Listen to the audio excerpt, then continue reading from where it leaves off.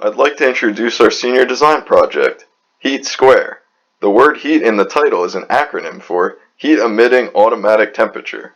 This project consisted of 3 electrical engineers and 1 computer engineer. Hi, I'm Devin Singh. I'm a computer engineering major. Hey, I'm AJ Tulsi, electrical engineer major. Hello, I'm Dave Berlino, electrical engineering major.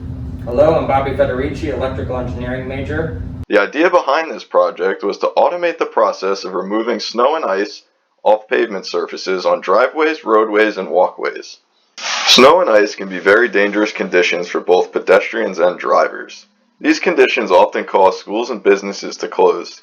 The main motivation behind this project was to create a highly functional device that is capable of making snow and ice removal easier, along with a great opportunity to work as a team and gain valuable experience and skills necessary to work as an engineer.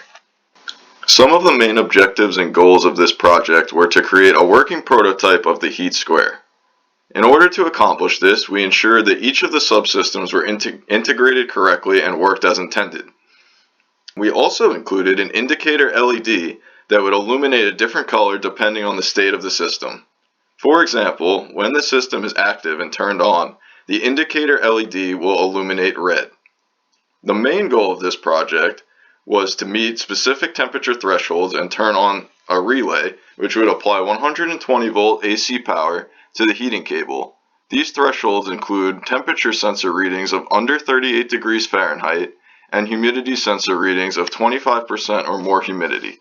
For this project, our specifications coincide with our requirements. Some of the specifications for this project include accurate temperature sensor that is capable of reading plus or minus 5 degrees Fahrenheit of the surface temperature of the HEAT Square, an accurate humidity sensor that can read within 10 to 15% error of the actual humidity outside, between a range of 20 to 95% humidity, a heating system that is capable of being turned on when the temperature is under 38 degrees Fahrenheit and humidity is above 25%, but also turns off when the HEAT Square reaches a surface temperature above 50 degrees Fahrenheit.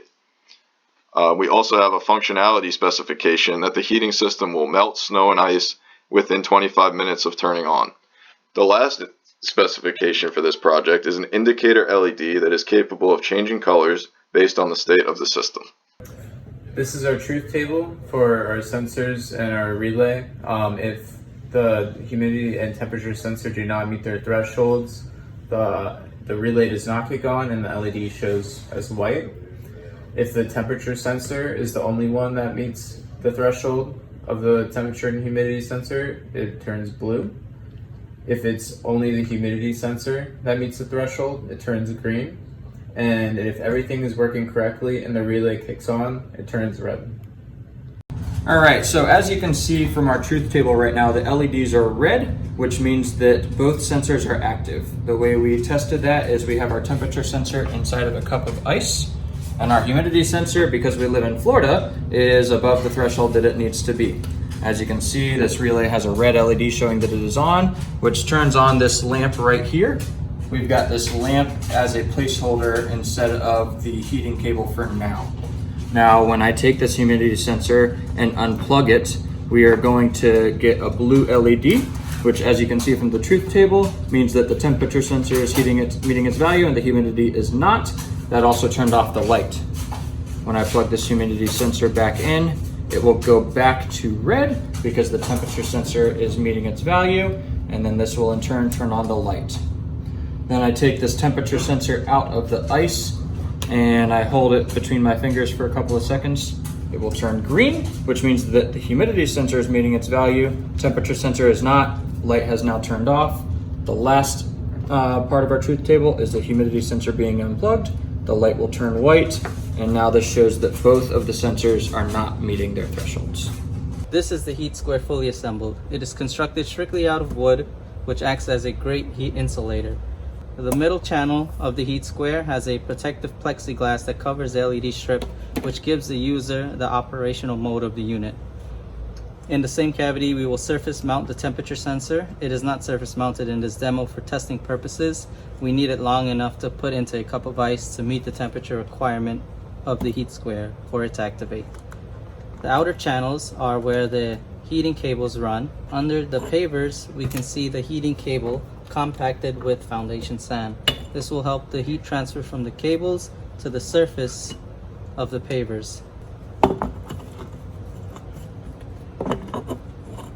The entire unit is sealed with a high temperature silicone bead that runs all through the cracks of the heat square. This will prevent water and any kind of debris from entering into the electronics cavity, which is also separated from the heating cables.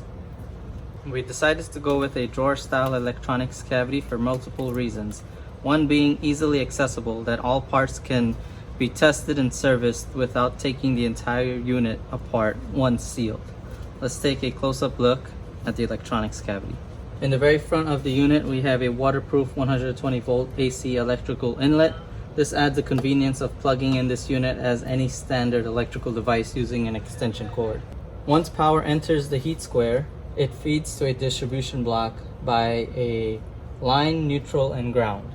One line wire goes from the distribution block to the relay and waits for activation, while a line and neutral from the distribution block goes to the AC to DC converter.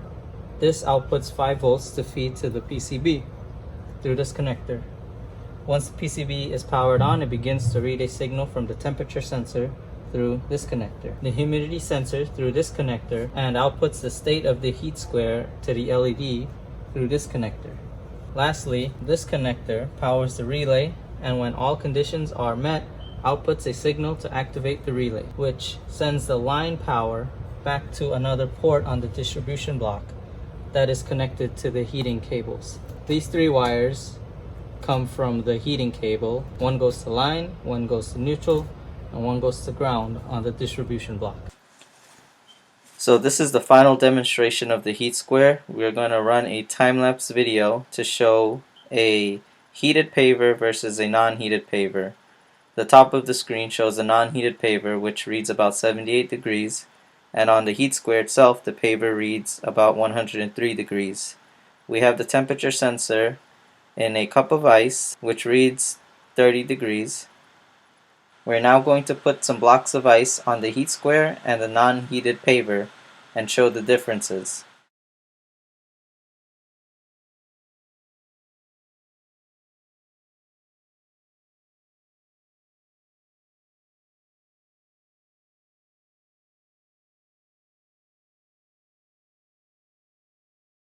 Sourcing the heating system was a little challenging because the company only sells large quantities of the heating element.